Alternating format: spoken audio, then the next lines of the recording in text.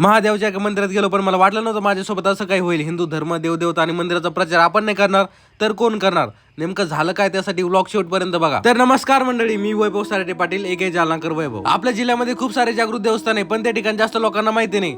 माझं काम आहे सोशल मीडियाचा वापर करून ते ठिकाण लोकांच्या डोळ्यासमोर आणण्याचं. ज्या ज्या लोकांना आमचं काम आवडतं ते आम्हाला खूप दूर बोलवते आणि मंदिराची सविस्तर माहिती देते. जालन्याला जात असताना आपले 2 फॉलोअर्स भेटले आणि 20,000 फॉलो लवकरच पूर्ण होणार आहे, त्यामुळे फॉलो नक्की करा. नेहमीप्रमाणे आमच्या एका मंदिरात जाण्याचा प्लॅन झाला आणि ते मंदिर म्हणजे भोलेश्वर महादेव बर्डी.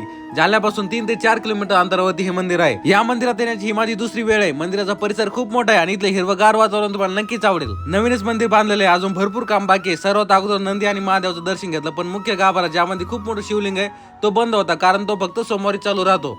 त्या गोष्टीचं दुर्लक्ष करून आम्ही पूर्ण मंदिर पाहिलं. या मंदिराविषयी आमच्याकडे काहीच माहिती नव्हती, त्यामुळे इथे एका व्यक्तीला विचारलं तर त्याने आमच्या बोलण्याकडे दुर्लक्ष केलं. आम्ही आमचं काम दाखवण्याचा प्रयत्न केला, पण त्याने एकही व्हिडिओ पाहिला नाही. मंदिराला प्रसिद्धी नको असं बोलून माहिती द्यायला साफ नकार दिला. आम्ही त्यांच्या शब्दाचा मान राखून बाहेर आलो, पण हे चुकीचं आहे. मंदिर वैयक्तिक नसून सार्वजनिक आहे, त्यामुळे मंदिराचा इतिहास सर्वांना कळाला पाहिजे. तुम्हाला या मंदिराविषयी माहिती असेल तर कमेंट करून नक्की सांगा. मंदिरात चारी बाजूने शेती आणि झाडे, त्यामुळे इथलं वातावरण एकच नंबर आहे. एक वेळेस नक्की भेट द्या आणि कमेंट मध्ये तुमच्या गावाचं नाव टाईप करायला विसरू नका.